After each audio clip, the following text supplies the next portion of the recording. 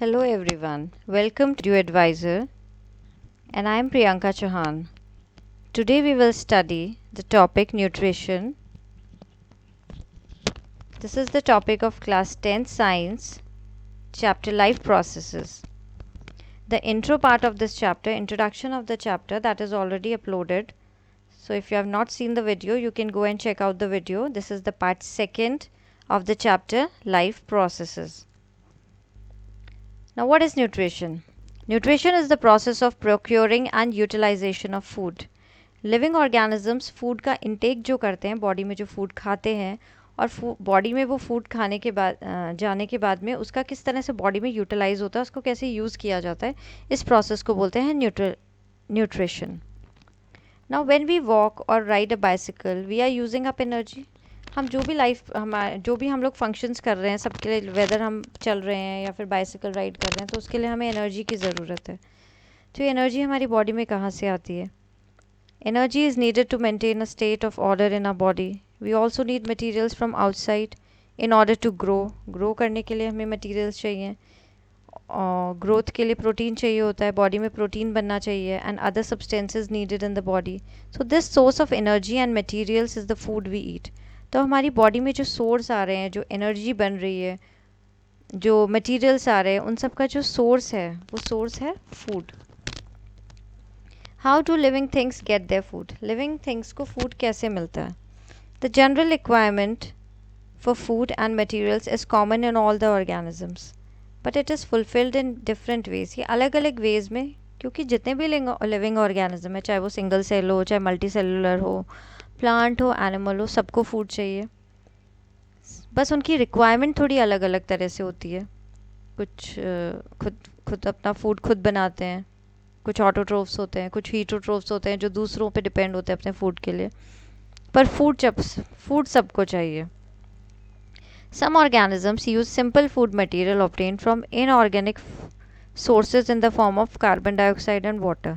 जैसे simple food material चाहिए होता है, किसको? प्लांट्स को चाहिए होता है. तो प्लांट्स इससे क्या करते हैं? फोटोसिंथेसिस करते हैं. कार्बन डाइऑक्साइड और वाटर चाहिए उनको. सनलाइट और क्लोरोफिल की प्रेजेंस में वो अपना फूड खुद प्रिपेयर कर लेते हैं. These organisms, the autotrophs, include green plants and some bacteria. कुछ बैक्टीरिया होते हैं, ग्रीन बैक्टीरियाज होते हैं, उनके अंदर बैक्टीरियो क्लोरोफिल होता है, तो वो उससे अपना फूड खुद प्रिपेयर कर लेते हैं. Other organisms utilise complex substances. कुछ ऑर्गेनिजम्स हैं जो कॉम्प्लेक्स सब्सटेंसेज यूज़ करते हैं, जो प्लांट्स ने बनाया है वो वाला फूड खाते हैं, जैसे एनिमल्स हो गए. These complex substances have to be broken down. अभी जो कॉम्प्लेक्स फूड हमने खाया, जैसे हमने कोई भी फ्रूट खाया, वेजिटेबल खाई, प्लांट से हमें मिला, हम इसको जब बॉडी में जाएगा तो इसको सिंपल फॉर्म में तोड़ना होता है, ब्रेक डाउन करना होता है. और जब वो सिंपल फॉर्म में टूट जाएगा और फिर वो सिंपल फॉर्म जो होगा वो बॉडी यूज़ करेगी ग्रोथ के लिए. So to achieve this organisms use bio catalyst. इन बायो कैटलिस्ट को बोला जाता है एंजाइम. हमारी बॉडी के अंदर एंजाइम्स होते हैं, डाइजेस्टिव सिस्टम में बहुत सारे एंजाइम्स होते हैं. ये डाइजेशन में हेल्प करते हैं, ब्रेक डाउन में हेल्प करते हैं, उस फूड को तोड़ने में हेल्प करते हैं. दस द हीटरोट्रोफ्स सर्वाइवल डिपेंड्स डायरेक्टली और इनडायरेक्टली ऑन ऑटोट्रोफ्स. तो हीटरोट्रोफ्स कौन से ऑर्गेनिज्म हो गए? जो ऑटोट्रोफ्स पे डिपेंडेंट होते हैं, जो प्लांट्स को खाते हैं, वो हीटरोट्रोफ्स हो गए. और ऑटोट्रोफ्स वो हो गए जो खुद अपना खाना खुद प्रिपेयर करते हैं, जो कि प्लांट्स होते हैं, green plants. Heterotrophic organisms includes animals and fungi. इसमें एनिमल्स और फंजाई आते हैं. हीटरोट्रोफिक भी बहुत तरह के हो सकते हैं, जो आपने 6th क्लास में पढ़े हैं. ये हीटरोट्रोफ्स ऑर्गेनिज्म कौन कौन से होते हैं? हर्बीवोर्स होते हैं जो प्लांट्स खाते हैं, कार्निवोर्स होते हैं जो सिर्फ एनिमल्स को खाते हैं, और ओमनिवोर्स होते हैं जो प्लांट्स और एनिमल्स दोनों को खाते हैं. So now we will study autotrophic nutrition. Carbon and energy requirements of the autotrophic organism are fulfilled by photosynthesis. Plant की जो कार्बन की रिक्वायरमेंट होती है और जो एनर्जी की रिक्वायरमेंट होती है, जो ऑटोट्रोफिक ऑर्गेनिजम्स प्लांट्स होते हैं, वो किससे पूरी होती है? वो फोटोसिंथेसिस प्रोसेस से पूरी होती है. फोटोसिंथेसिस प्रोसेस आप लोगों ने डिटेल में पढ़ा हुआ है ये पूरा पहले. इसी को हम थोड़ा और अब पढ़ेंगे आगे. It is the process by which autotrophs take in substances from outside and convert them into stored forms of energy. Plants carbon dioxide लेते हैं एयर से, और जो रूट्स हैं प्लांट्स की वो वाटर एब्जॉर्ब करती हैं। लीव्स को क्या बोलते हैं? लीव्स को बोला जाता है किचन ऑफ द सेल या food factory of the cell. ये लीव्स हो गई प्लांट की किचन ऑफ द सेल्स, यहाँ पे फूड प्रिपेयर होता है। तो यहाँ पे कार्बन डाइऑक्साइड, वाटर, ग्रीन का कलर, लीफ का कलर ग्रीन होता है क्लोरोफिल के कारण। Chlorophyll is present in the leaves. तो क्लोरोफिल और सनलाइट इसकी प्रेजेंस में फोटोसिंथेसिस होता है और क्या बनता है? फूड बनता है इन द फॉर्म ऑफ स्टार्च, जो स्टार्च की फॉर्म में स्टोर होता है प्लांट में, और ऑक्सीजन रिलीज होती है जो सारे ऑर्गेनिज्म ब्रीदिंग के लिए यूज़ करते हैं। और साथ तो energy, carbon dioxide and this carbohydrate is formed in the process of photosynthesis. So this material is taken in the form of carbon dioxide and water, which is converted into carbohydrate in the presence of sunlight and chlorophyll. Carbohydrates are utilized for providing energy to the plants. अभी जो carbohydrates हैं ये इससे plant को energy मिलती है, कि plant को इससे एनर्जी प्रोवाइड होती है। We will study how this takes place in the next section. अब हम आगे देखेंगे कैसे होता है photosynthesis. The carbohydrates which are not used immediately, जो immediately use नहीं होता कार्बोहाइड्रेट, वो स्टार्च की फॉर्म में स्टोर होता है प्लांट के अंदर। तो ये आपका क्वेश्चन हो गया, किस फॉर्म में कार्बोहाइड्रेट स्टोर होता है प्लांट के अंदर? इन the form of starch, which serves as the internal energy reserve to be used as and when required. जब भी प्लांट को रिक्वायरमेंट होती है तो प्लांट ये यूज़ कर लेता है। A somewhat similar situation is seen in us, where some of the energy, और एनिमल्स में भी ऐसा ही होता है। एनिमल्स के अंदर ये जो फूड, अपना एक्स्ट्रा फूड होता है, जितना फूड हमारे रिक्वायरमेंट होती है वो यूज़ हो जाता है। एक्स्ट्रा फूड जो होता है वो ग्लाइकोजन की फॉर्म में स्टोर हो जाता है। तो this is one more question, कि जो एक्स्ट्रा फूड है एनिमल बॉडी में ग्लाइकोजन की फॉर्म में स्टोर होता है और प्लांट्स में ये स्टार्च की फॉर्म में स्टोर होता है। This is the one word question. Now this is the reaction for photosynthesis. You have to learn the reaction for the photosynthesis. 6CO2 plus 6H2O, it gives, in the presence of chlorophyll and sunlight, it gives C6H12O6. This is glucose, and plus 6O2, 6 oxygen. So this is the balanced equation. ये equation को balance किया हुआ है, तो ये आपको equation ऐसे ही learn करनी है। Now let us now see what actually happens. Photosynthesis के प्रोसेस में होता क्या है, क्या क्या इवेंट्स वर्क करते हैं यहाँ पे? तो इसमें फर्स्ट होता है लाइट एनर्जी को एब्जॉर्ब करना। जैसे हम ये लीफ का स्ट्रक्चर देखते हैं यहाँ पे, तो ये लीफ के स्ट्रक्चर का जब हम टीएस देख रहे हैं यहाँ पे, cross section of the leaf, तो ये लीफ, ये वाला लीफ का पार्ट है, ये लैमिना है लीफ की, और ये बीच में मिडरिब है। तो इधर से लीफ का एक सेक्शन कट कर लिया। कट करने के बाद ये ऐसा दिखेगा, सबसे ऊपर दिखाई देगी एक अपर एपिडर्मिस और नीचे की तरफ होगी लोअर एपिडर्मिस। अब इसके बीच में सेल्स होंगे यहाँ पे, ये टिश्यूज़ होती हैं। तो ये जो टिश्यूज़ हैं इनके बीच में ये स्मॉल सर्कल्स दिखाई दे रहे हैं, ये होते हैं क्लोरोप्लास्ट। तो ये जो क्लोरोप्लास्ट होते हैं इनके अंदर ग्रीन पिगमेंट होता है क्लोरोफिल। अब ये क्लोरोप्लास्ट जो है यहाँ पे फोटोसिंथेसिस का प्रोसेस होता है। तो साइट ऑफ फोटोसिंथेसिस, ग्रीन, अभी तक हमने ग्रीन लीव्स पढ़ा था, तो ग्रीन लीव्स के अंदर भी कौन सी जगह होती है? क्लोरोप्लास्ट। क्लोरोप्लास्ट के अंदर फोटोसिंथेसिस होता है। एक्चुअल किचन ये होती है प्लांट की, chloroplast. Now absorption of light energy by chlorophyll. अब इसके अंदर जो क्लोरोफिल मॉलिक्यूल है वो लाइट एनर्जी को एब्जॉर्ब करेगा, सनलाइट की एनर्जी को। फिर जो लाइट एनर्जी है उसका कन्वर्जन होगा। लाइट एनर्जी किस में कन्वर्ट होगी? केमिकल एनर्जी में कन्वर्ट होगी। फूड एनर्जी जो केमिकल एनर्जी के फॉर्म में स्टोर रहेगी वो केमिकल एनर्जी में कन्वर्ट होगी। और वाटर मॉलिक्यूल की स्प्लिटिंग होगी। वाटर मॉलिक्यूल किस में टूटेगा? Splitting of water molecule into hydrogen and oxygen. तो ये जो रिएक्शन होती है ना, ये जो दो प्रोसेस हो रहे हैं फोटोसिंथेसिस में, दो रिएक्शंस होती हैं, एक होती है लाइट रिएक्शन और एक होती है डार्क रिएक्शन। तो ये वाला जो पार्ट है ये सब लाइट रिएक्शन में हो रहा है, ये जिसमें एब्जॉर्ब हो रही है सनलाइट एनर्जी, एब्जॉर्ब हो रही है, और फिर वाटर मॉलिक्यूल की स्प्लिटिंग हो रही है हाइड्रोजन और ऑक्सीजन में।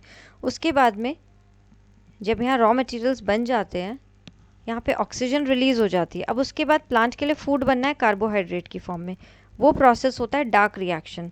अभी जो डार्क रिएक्शन है इसको बोलते हैं reduction of carbon dioxide to carbohydrates, यहाँ पे कार्बोहाइड्रेट्स बनते हैं। रिडक्शन ऑफ कार्बन डाइऑक्साइड, तो कार्बोहाइड्रेट्स जो डार्क रिएक्शन में बनते हैं, ये कार्बोहाइड्रेट्स प्लांट का फूड होते हैं और इससे प्लांट्स को मिलती है energy. These steps need not takes place one after the other immediately. ऐसा नहीं है कि एक के बाद होते हैं ये एक स्टेप्स, बट ये वाला जो स्टेप है लाइट रिएक्शन जिसे हम बोल रहे हैं, ये लाइट रिएक्शन सनलाइट की प्रेजेंस में होता है, तो इसको सनलाइट ज़रूरी होती है। और ये जो डार्क रिएक्शन है ये कभी भी हो सकती है, ये सनलाइट की प्रेजेंस में भी हो सकती है और ये डार्क रिएक्शन जब सनलाइट नहीं होती तब भी हो सकती है। तो ऐसा नहीं है कि ये एक साथ होनी, एक के बाद एक होनी ज़रूरी है, किसी भी टाइम पे डार्क रिएक्शन कभी भी हो सकती है। कार्बोहाइड्रेट्स प्लांट में कभी भी बन सकते हैं, जैसे कि डेजर्ट प्लांट हो गए। तो डेजर्ट प्लांट में ये थोड़ा प्रोसेस थोड़ा अलग हो जाता है, क्योंकि डेजर्ट प्लांट्स क्या होता है, ट्रांसपिरेशन इनको कम करना होता है। डे टाइम में अगर ये अपना स्टोमेटा ओपन रखेंगे तो ट्रांसपिरेशन ज़्यादा होगा, वहाँ पहले ही वाटर की कमी होती है डेजर्ट्स में, तो ये अपना स्टोमेटा क्लोज रखते हैं डे टाइम में। और स्टोमेटा क्लोज रहेगा तो फिर एक्सचेंज ऑफ गैसेस कैसे होगा, क्योंकि कार्बन डाइऑक्साइड तो चाहिए ना फोटोसिंथेसिस के प्रोसेस में। तो यहाँ पे ये लोग अपना जो स्टोमेटा है ये नाइट टाइम में ओपन करते हैं। तो ये जो डेजर्ट प्लांट्स होते हैं they take up carbon dioxide at night, ये रात को कार्बन डाइऑक्साइड लेते हैं, क्योंकि नाइट टाइम में टेम्परेचर हाई नहीं होता है तो ट्रांसपिरेशन फिर नहीं हो पाता। एंड प्रिपेयर एन इंटरमीडिएट, और वो रात को ही एक इंटरमीडिएट प्रोडक्ट बनाते हैं, फूड बनाते हैं, which is acted upon by the energy absorb by the chlorophyll during the day. तो डे टाइम में क्या है, ये लोग लाइट रिएक्शन हो जाती है डेजर्ट प्लांट्स में, डे टाइम में लाइट रिएक्शन हो जाती है, स्प्लिटिंग ऑफ वाटर मॉलिक्यूल हो जाता है और ऑक्सीजन रिलीज़ हो जाती है। बट जो कार्बोहाइड्रेट बनना है वो कार्बोहाइड्रेट नाइट टाइम में बनता है, जब ये कार्बन डाइऑक्साइड रात को स्टोमेटा से अंदर लेते हैं अपने। Now let us see how each of the components of the above reactions are necessary for photosynthesis. If you carefully observe a cross section of leaf under the microscope, you will notice that some cells contain green dots. कुछ cells में green dots होती हैं इस तरह की, अगर आप microscope में देखोगे तो जो green dots हैं ये कौन से सेल ऑर्गेनल्स हैं, इनको कहते हैं क्लोरोप्लास्ट। और क्लोरोप्लास्ट के अंदर प्रेजेंट होता है क्लोरोफिल। Chloroplast contains chlorophyll.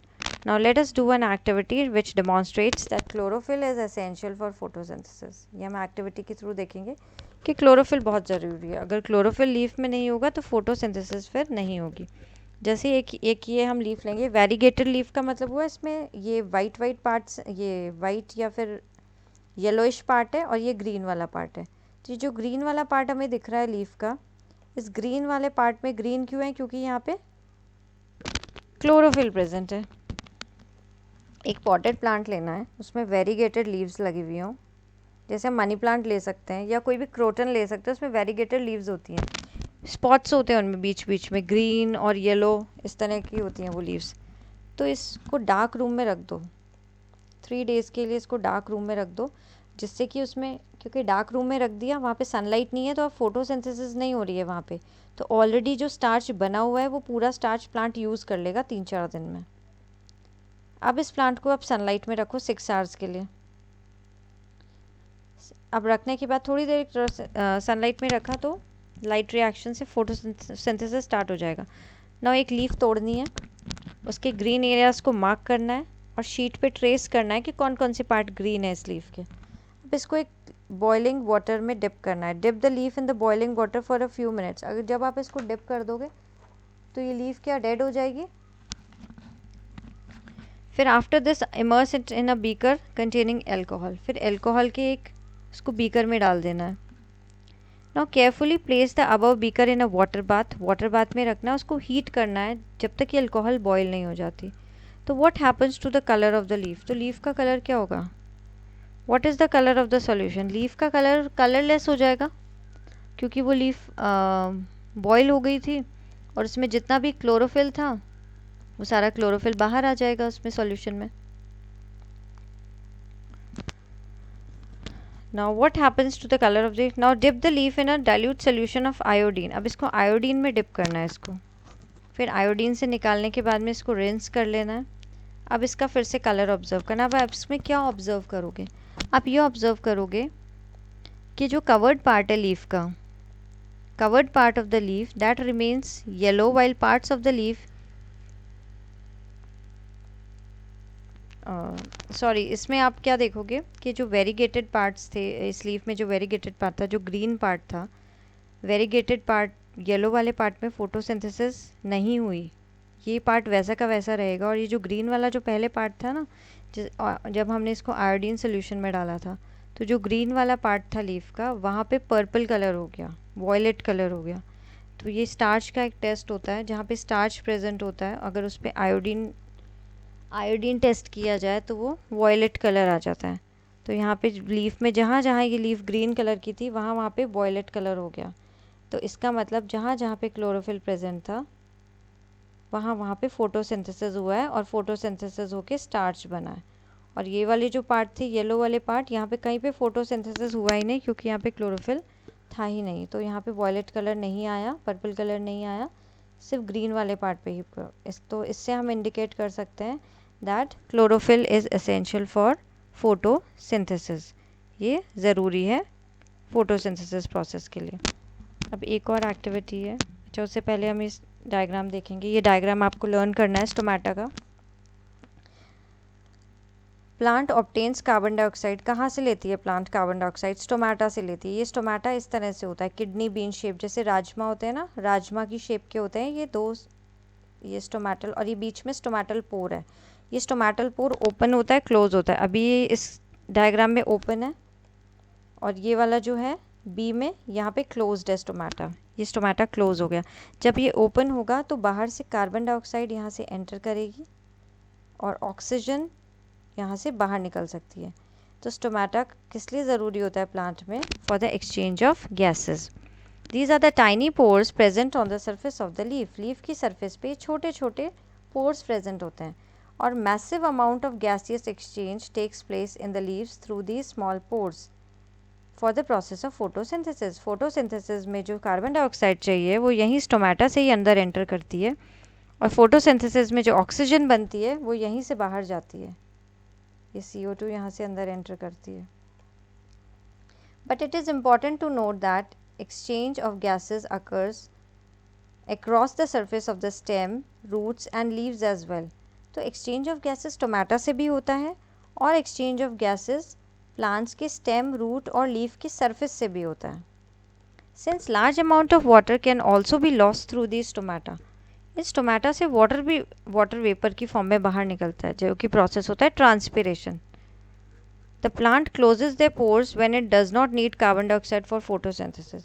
तो इसलिए ये अपने पोर्स को बंद कर लेता है प्लांट, क्योंकि जब इसे कार्बन डाइऑक्साइड नहीं चाहिए फोटोसिंथेसिस के लिए, तब ये इनको क्लोज कर लेगा। अगर ये ओपन करके रखेगा तो प्लांट में जितना वाटर है वो पूरा बाहर निकल जाएगा। तो ट्रांसपिरेशन को कम करने के लिए, ट्रांसपिरेशन को रोकने के लिए ये अपने पोर्स को बंद कर लेता है। The opening and the closing of pore is a function of the guard cells. तो ये जो साइड में दिए हुए हैं, ये वाले दो गार्ड सेल्स हैं जो किडनी शेप के दिखाई दे रहे हैं। These are the guard cells. तो ये गार्ड सेल्स क्लोज होते हैं या ओपन होते हैं? तो गार्ड सेल्स स्वेल हो जाते हैं जब इनके अंदर वाटर एंटर करता है, causing the stomatal pore to open. जब इनमें पानी एंटर होगा तो ये ओपन हो जाएंगे, या ऐसे स्टिफ हो जाएंगे, ओपन हो जाएंगे। ऐसे ही जब इनमें से बाहर निकल जाएगा water, similarly the pore closes. और जब ये गार्ड सेल श्रिंक हो जाएंगे तो ये पोर क्लोज हो जाएगा।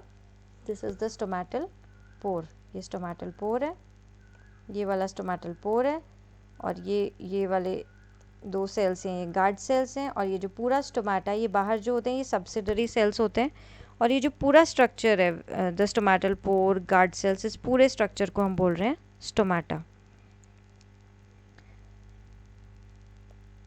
अब एक और एक्टिविटी है, जिसमें एक्टिविटी 6.2, इसमें 2 हेल्दी पॉटेड प्लांट्स लेने हैं और इनको डार्क रूम में रखना है 3 डेज़ के लिए। Now place each plant on a separate glass plate. अलग अलग ग्लास प्लेट पे रखना है प्लांट को।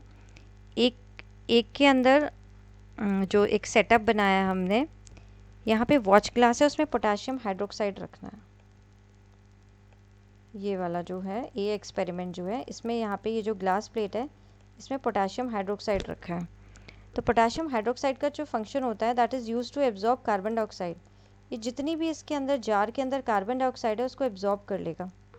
अब आपको कवर करना है, cover both the plants with separate bail jars. इसके ऊपर जो लगा दिए हैं ये बेल जार्स हैं, बेल जार से इनको कवर करना है। अब इसको सील कर देना है वैसलीन से, जिससे कि to the use Vaseline to seal the bottom of the jars to the glass. Use Vaseline to seal the jars to the glass plate so that the setup is airtight होना चाहिए. ये setup Vaseline से इसको आपको seal करना है. Plants को sunlight में रखना है 2 आवर्स के लिए और 2 आवर्स के बाद उनकी लीफ को तोड़ना है. दोनों ए और बी दोनों की एक एक लीफ को तोड़ना है और उसका स्टार्च टेस्ट करना है आयोडीन से. तो do both the leave show the presence of the same amount of starch? क्या ये सेम शो करेगा? नो, क्योंकि हमें पता है कि यहाँ पे बेल जार में जितनी भी CO2 प्रेजेंट थी, जो हमने फर्स्ट एक्सपेरिमेंट किया था, इसमें जो कार्बन डाइऑक्साइड प्रेजेंट थी, ये सारी कार्बन डाइऑक्साइड पोटेशियम हाइड्रोक्साइड ने एब्जॉर्ब कर ली. प्लांट के लिए कोई कार्बन डाइऑक्साइड नहीं बची. यहाँ पे प्लांट के लिए कोई कार्बन डाइऑक्साइड नहीं बची.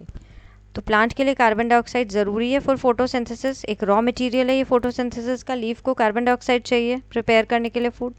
तो यहाँ पे स्टार्च टेस्ट पॉजिटिव नहीं आएगा, वॉयलेट कलर नहीं आएगा लीव्स में. स्टार्च टेस्ट नेगेटिव आएगा. इसका मतलब यहाँ पे कोई फूड नहीं बना. और जो बी है यहाँ पे फूड बनेगा. क्यों बनेगा? क्योंकि यहाँ पे बेल जार में कार्बन डाइऑक्साइड प्रेजेंट थी. तो ये कार्बन डाइऑक्साइड लीफ ने यूज़ करी और इससे फोटोसिंथेसिस करके फूड प्रिपेयर किया. So from this activity we conclude that carbon dioxide is necessary for the process of photosynthesis. Now based on the two activities performed above, can we design any experiment to demonstrate that sunlight is essential for photosynthesis? क्या हम ये भी check कर सकते हैं कि sunlight essential है photosynthesis के लिए? Yes, sunlight is also essential for photosynthesis. So far we have talked about how autotrophs meet their energy requirement. अभी तक हमने ऑटोट्रोफ्स के बारे में बात करी है, प्लांट्स के बारे में बात करी है कि प्लांट्स कैसे फूड बनाते हैं by the process of photosynthesis और कैसे वो अपनी एनर्जी रिक्वायरमेंट्स को पूरा करते हैं. But they also need other raw materials for building their body. तो उन्हें और भी तो रॉ मटीरियल्स चाहिए. Water used in photosynthesis is taken up from the soil. Plant की जो रूट्स हैं, टेरेस्ट्रियल प्लांट्स हैं जो लैंड पे होते हैं, वो सॉइल में जो वाटर होता है उसको एब्जॉर्ब करते हैं. वाटर के साथ कुछ मिनरल्स भी एब्जॉर्ब करते हैं. Other materials like nitrogen, phosphorus, iron, magnesium, ये सब भी सॉइल के अंदर प्रेजेंट होते हैं. तो ये भी वाटर के साथ डिजॉल्व होकर प्लांट इनको एब्जॉर्ब कर लेता है. नाइट्रोजन एक बहुत एसेंशियल एलिमेंट है जो प्लांट को चाहिए होता है. क्यों चाहिए होता है? For the synthesis of proteins और अदर कंपाउंड्स बनाने के लिए प्लांट को नाइट्रोजन की रिक्वायरमेंट होती है. ये सारे मिनरल्स हो गए, nitrogen, phosphorus, and this is taken up in the form of inorganic nitrates और नाइट्राइट्स की फॉर्म में ये नाइट्रोजन को प्लांट एब्जॉर्ब करता है. So it is taken up as organic compound which have been prepared by the bacteria from the atmospheric nitrogen. ये आपने class 7th और 8th में पढ़ा है. Symbiotic association of rhizobium bacterium with the because these rhizobium bacterium they live in the roots of the leguminous plants. जैसे pulses हो गए, जो दालें होती हैं, चने हो गए या और भी जो दाल होती हैं, ये जो प्लांट्स होते हैं इनको लेग्यूमिनस प्लांट्स बोलते हैं. और इनके जो रूट नोड्यूल्स होते हैं, इनके रूट नोड्यूल्स के अंदर इस तरह के छोटे छोटे नोड्यूल्स होते हैं इनकी रूट्स में. इनके अंदर एक बैक्टीरिया रहता है राइजोबियम. तो ये जो राइजोबियम बैक्टीरियम होता है, प्लांट डायरेक्टली नाइट्रोजन यूज़ नहीं कर सकते एटमॉस्फेयर के अंदर जो नाइट्रोजन है. तो ये राइजोबियम बैक्टीरियम एयर से नाइट्रोजन लेता है, इसको नाइट्रेट्स या नाइट्राइट्स की फॉर्म में कन्वर्ट करता है और फिर ये प्लांट को देता है. तो प्लांट इस फॉर्म में इसको यूज़ कर सकता है. Now the next topic is heterotrophic nutrition. Each organism is adapted to its environment. हर ऑर्गेनिज्म अब जैसे एनवायरनमेंट में वो रहता है उस तरह से वो अपने आप को एडजस्ट कर लेता है. उसकी बॉडी में कुछ ऐसे चेंजेस हो जाते हैं तो वो अपनी बॉडी को आराम से उस एनवायरनमेंट में एडजस्ट कर लेता है. The form of nutrition differs depending on the type and availability of the food material as well as how it is obtained by the organism. ये फूड अवेलेबिलिटी पे डिपेंड करता है कि प्लांट का न्यूट्रिशन कैसा है, वो किस तरह से ले रहा है फूड को, whether it is an autotrophic plant organism, herbivore है या फिर वो कार्निवोर है. For example, whether the food source is stationary such as grass. अगर ग्रास एक जगह स्टेशनरी है या फिर मोबाइल है जैसे डियर है, तो डियर लायन का फूड हो गया. would allow for differences in how the food is accessed and what is the nutritive apparatus used by a cow and a lion. तो काउ ग्रास खाएगी, ग्रास एक जगह, और जो डियर है वो एक जगह नहीं, वो मूव करता रहता है. तो there is a range of strategies by which the food is taken. तो ये अलग अलग तरीके से एनिमल्स फूड लेते हैं और उसको अपने शिकार को पकड़ते हैं, एक तरह से कार्निवोर्स की हम बात करें। Some organisms break down the food material outside the body and then absorb it. कुछ ऑर्गेनिजम्स होते हैं, इंपॉर्टेंट है ये, जैसे हम अपनी ह्यूमन बींग्स की बात करते हैं तो हम लोग पहले फूड अंदर लेते हैं और अंदर जाने के बाद में हमारी बॉडी में एंजाइम्स होते हैं, वो एक्ट करते हैं फूड पे और फूड को ब्रेक डाउन करते हैं सिंपल फॉर्म्स में, फिर हम उसे एब्जॉर्ब करते हैं।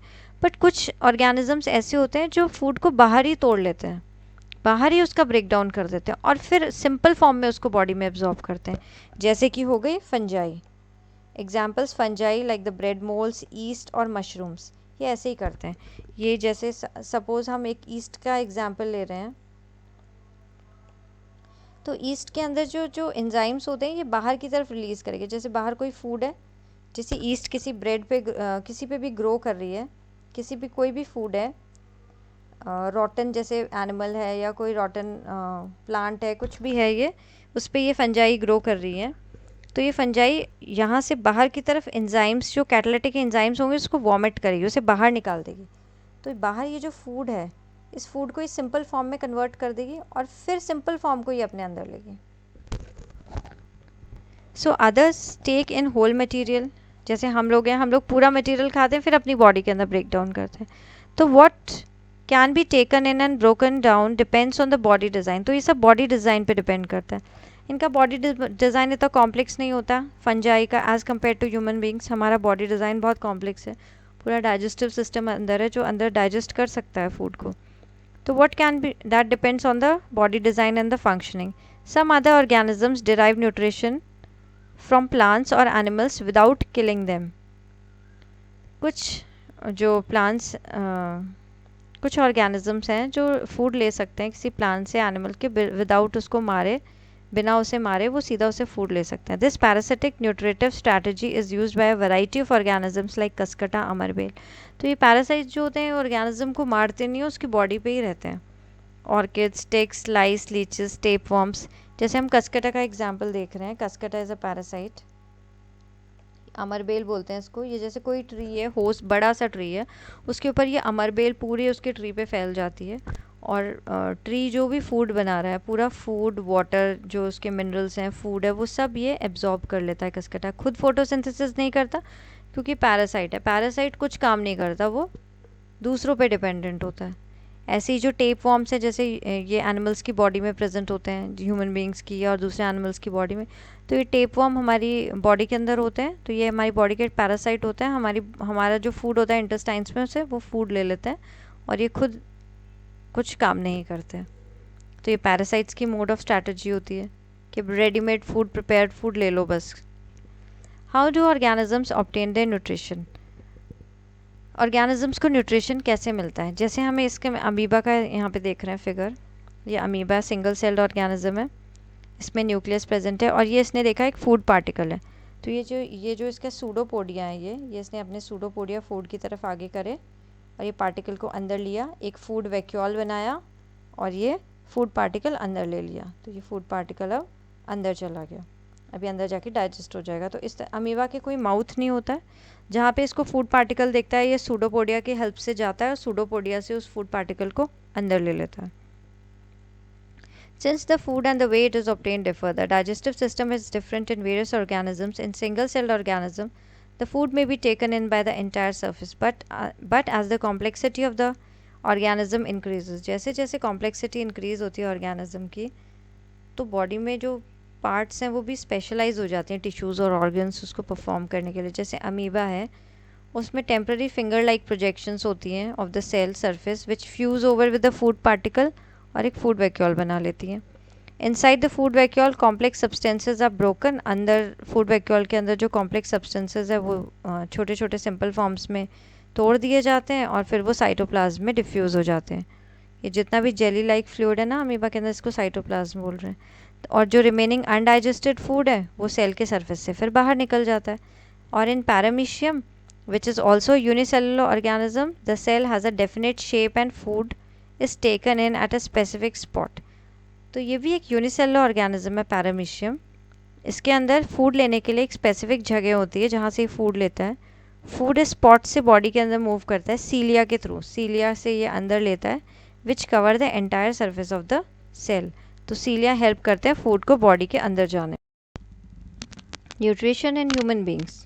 The alimentary canal is basically a long tube extending from the mouth to the anus. Alimentary canal जो है ये माउथ से स्टार्ट होती है और ये एनस तक एक्सटेंड करती है।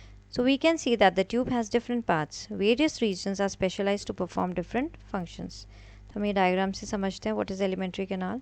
ये ह्यूमन बॉडी की जो ये माउथ या बकल कैविटी है, ये बकल कैविटी से जो स्टार्ट हो रही है और ये जो एनस तक जा रही है, ये पूरा जो है इसको बोल रहे हैं हम एलिमेंट्री कैनाल।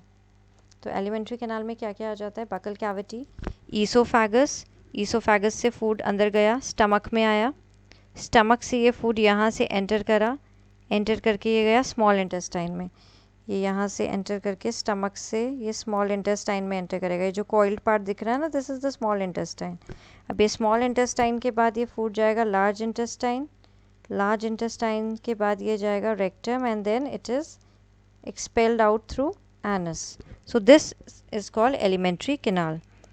तो हम बहुत टाइप का we eat various types of food which has to pass through the same digestive tract से ये फूड पास होता है। फूड को प्रोसेस होना चाहिए, प्रोसेस होना पड़ता है और ये छोटे छोटे पार्टिकल्स में ब्रेक डाउन होता है। तो जैसे हमने टीथ में जो फूड लिया उसको क्रश किया, उसको चबाया, हमने क्रश किया। Since the lining of the canal is soft the food is also wetted. क्योंकि हमारे माउथ में सलाइवा होता है तो सलाइवा के साथ फूड मिक्स होता है और वो जब सॉफ्ट हो जाता है ना तो वो हमारे जो पैसेज है, पैसेज में ईजिली अंदर हम उसको स्वेलो कर सकते हैं, निगल सकते हैं फूड को। जब हम उस फूड को खाते हैं, like when we eat something we like our mouth waters, this is actually not only water. जब हमें कुछ अच्छा लगता है, हमें किसी अच्छे खाने की खुशबू आती है तो अंदर हमारा कहते हैं ना मुंह में पानी आ रहा है, वो एक्चुअली पानी नहीं होता, दैट इज़ द सलाइवा। वो सलाइवा होता है। हमारे माउथ में जो सलाइवरी ग्लैंड्स होती हैं वो सलाइवा एक्सक्रीट करती हैं, called saliva, that is excreted by the salivary glands. ये यहाँ पे माउथ के अंदर सलाइवरी ग्लैंड्स होती हैं, बकल कैविटी के अंदर यहाँ पे सलाइवा सिक्रीट होता है। ये फूड के साथ मिक्स होता है, फूड को सॉफ्ट बनाता है और डाइजेशन में हेल्प करता है। Another aspect of the food we ingest is its complex nature. जो फूड हम खाते हैं वो बहुत कॉम्प्लेक्स होता है, उसको हमें सिंपल फॉर्म में ब्रेक डाउन करना होता है। So if it is to be absorb from the alimentary canal it has to be broken down into smaller molecules. जैसे हमने जो खाना खाया वो कॉम्प्लेक्स कार्बोहाइड्रेट है तो उसे सिंपल फॉर्म ग्लूकोज में चेंज होना ज़रूरी है, वो ग्लूकोज ही हमारा ब्लड एब्जॉर्ब कर पाएगा। सो this is done with the help of biological catalyst.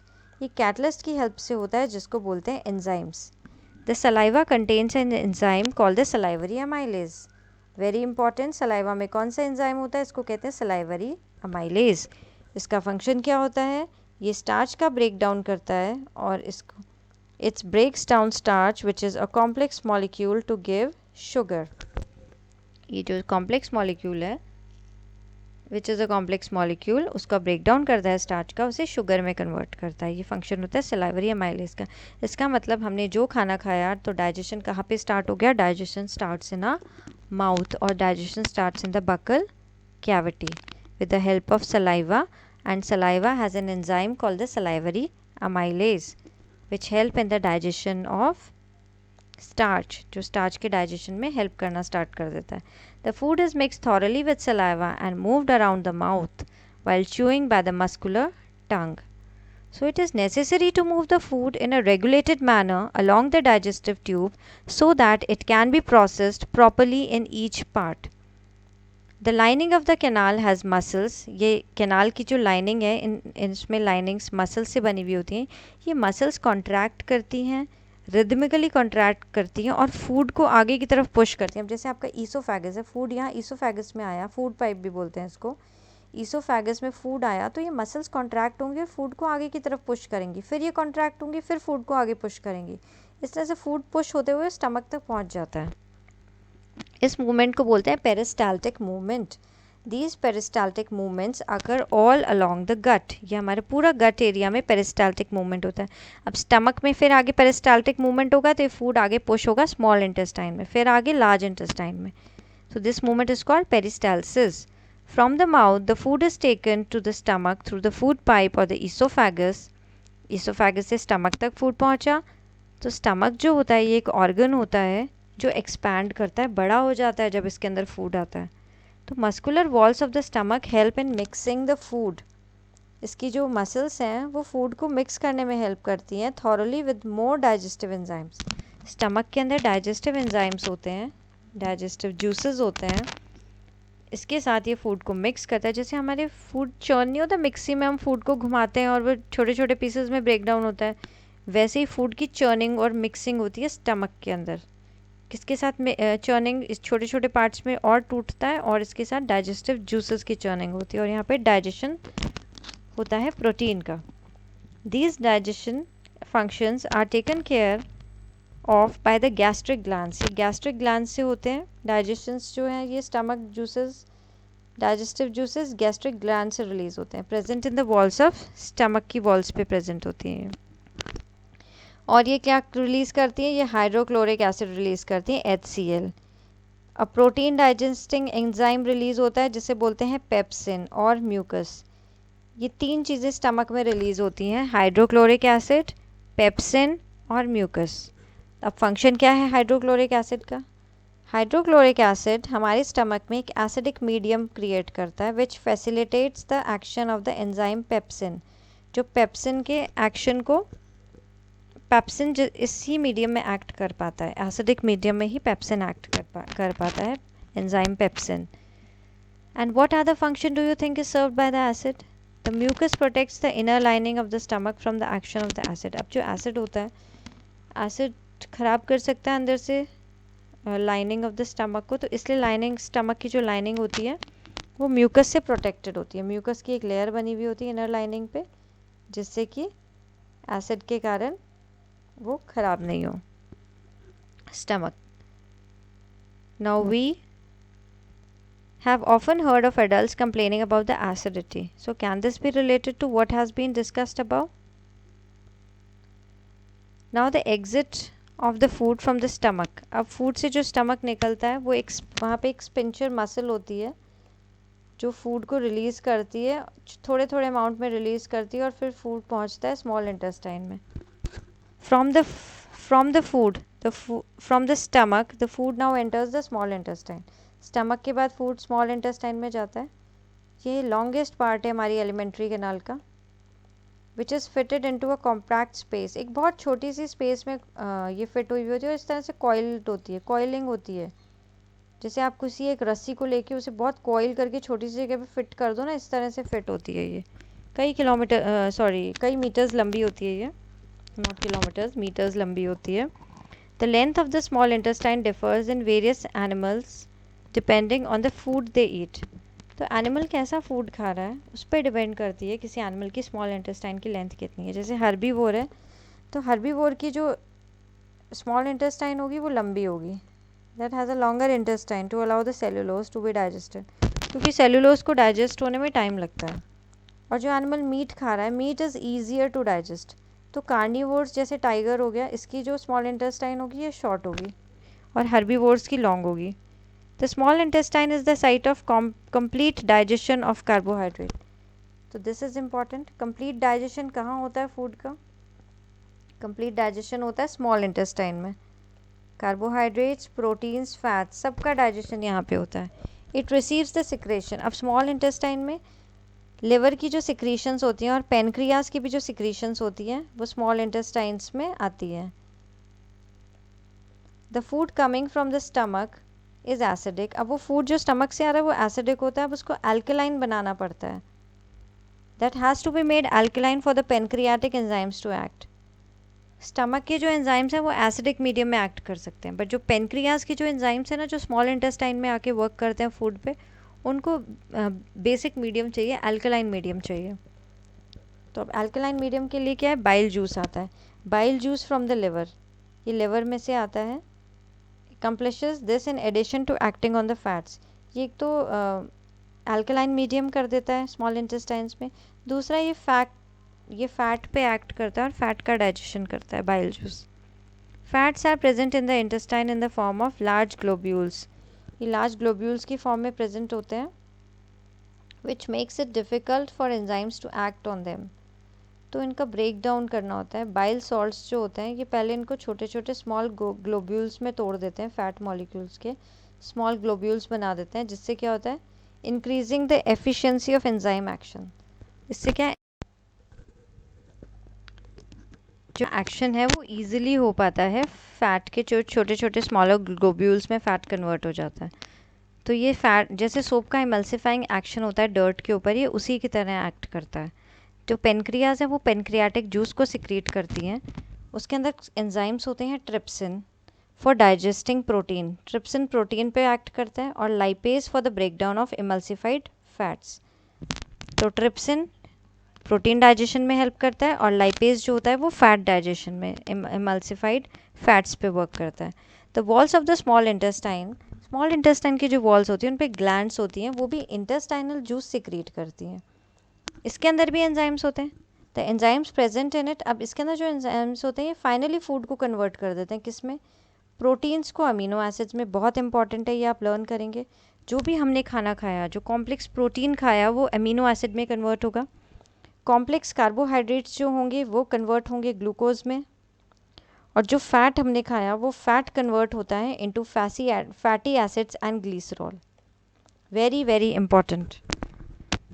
जो आपने कोई भी प्रोटीन खाया, जैसे फूड में आपने दाल खाई तो वो प्रोटीन अमीनो एसिड में ब्रेक डाउन होगी। आपने रोटी खाई, कॉम्प्लेक्स कार्बोहाइड्रेट है, वो ग्लूकोज में चेंज हुई। आपने फैट खाया, आपने ऑयल खाया, घी खाया, वो किस में कन्वर्ट हुआ, फैटी एसिड और ग्लिसरॉल। अब ये जो सिंपल फॉर्म्स हैं एमिनो एसिड, हम इतनी देर से जो डाइजेशन पढ़ रहे हैं ना, पूरा प्रोसेस ये इसके लिए ही हो रहा है। ये डाइजेशन से यही बनने होता है, amino acids, glucose, fatty acids and glycerol. अब ये सिंपल फॉर्म्स है। अब बॉडी इनको एब्जॉर्ब करेगी और ये ब्लड में जाएंगे। अब ये ब्लड में जाएंगे तो ब्लड इनको ट्रांसपोर्ट करेगा, बॉडी के सारे पार्ट्स तक लेके जाएगा। The digestive food is taken up by the walls of the intestine. तो इंटेस्टाइन्स जो होती है यहाँ पे छोटी छोटी ऐसे फिंगर लाइक प्रोजेक्शंस होती हैं, इसको बोलते हैं विलाई। ये होती है विलाई, ये फिंगर लाइक प्रोजेक्शंस होती हैं, और इन फिंगर लाइक प्रोजेक्शंस में ब्लड वेसल्स रन करती हैं। यहाँ पे ब्लड वेसल्स होती हैं, बहुत सारी ब्लड वेसल्स। तो जो भी फूड डाइजेशन के बाद ये सिंपल फूड बना है, अमीनो एसिड, ग्लूकोज, ये सारा यहाँ से ब्लड में एंटर करता है, ये विलाई इसको एब्जॉर्ब करती है। और फंक्शन क्या होता है विलाई का, they have intestine has a numerous finger like projections called villi which increases the surface area for absorption. Absorption का surface area intestines का बढ़ा देती हैं villi. The villi are richly supplied with blood vessels. blood vessels होती हैं इसके अंदर बहुत सारी, ये absorbed food को blood के अंदर पहुंचाती हैं, और फिर यहाँ से ये blood body के हर सेल तक इस food को पहुंचाएगा। Where it is utilised for obtaining energy, यहाँ से ये ब्रेन में जाएगा, ये हार्ट की किडनीज, लिवर, ये हर बॉडी का जितने भी बॉडी में ऑर्गन्स हैं, ऑर्गन्स के अंदर जितने भी सेल्स हैं, हर सेल तक ये फूड पहुँचेगा with the help of blood.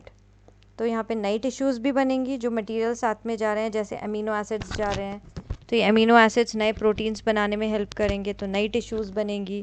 जो पुरानी ओल्ड टिश्यूज़ हैं उनको रिपेयर किया जाएगा। तो इस तरह से ये मेंटेनेंस वर्क चलेगा पूरे बॉडी के अंदर। The unabsorb food is sent into large intestine. अब जो फूड अनएब्जॉर्ब्ड है वो लार्ज इंटेस्टाइन में भेज दिया जाएगा उस फूड को। वेयर मोर विलाई एब्जॉर्ब, वहाँ पे जो और विलाई होती है, वो जो फूड के अंदर वाटर रह गया है, जो अनएब्जॉर्ब फूड है उसमें जो वाटर रह गया, अब उस वाटर को एब्जॉर्ब करेगा। तो लार्ज इंटेस्टाइन का फंक्शन क्या होगा, for the absorption of water from this material, and the rest of the material is removed from the body via anus. अभी anus के थ्रू ये वेस्ट को बॉडी से निकाल दिया जाता है। The exit of this waste material is regulated by the anal sphincter. Anal sphincter से ये बॉडी से exit हो जाता है। So this is how the digestion happens in the human beings.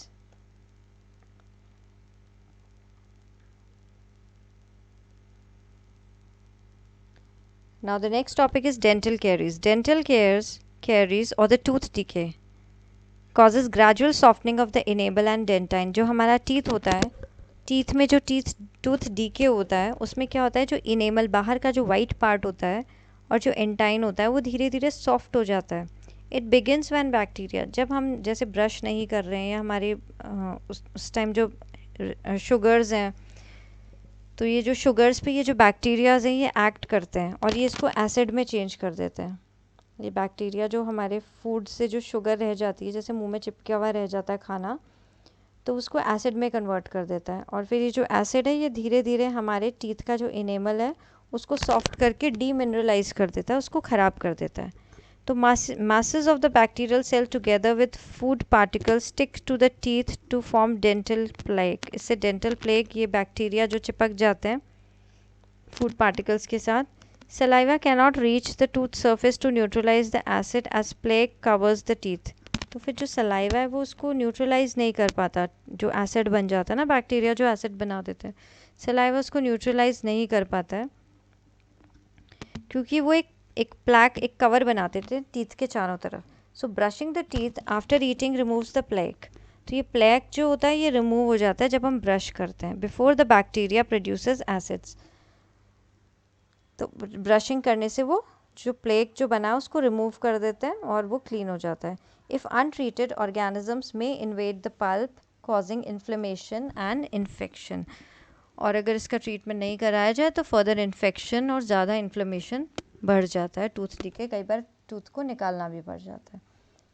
So now this topic of nutrition is completed. I hope you have understood this topic, nutrition. And if you like the video, please write down in the comment section and give a thumbs up, like the video, share it with your friends. And if you have not subscribed the channel, please subscribe and press the bell button so that whenever I upload the video, you get the notification and you may watch the video. I'll see you in the next video. Till then, bye bye and take care.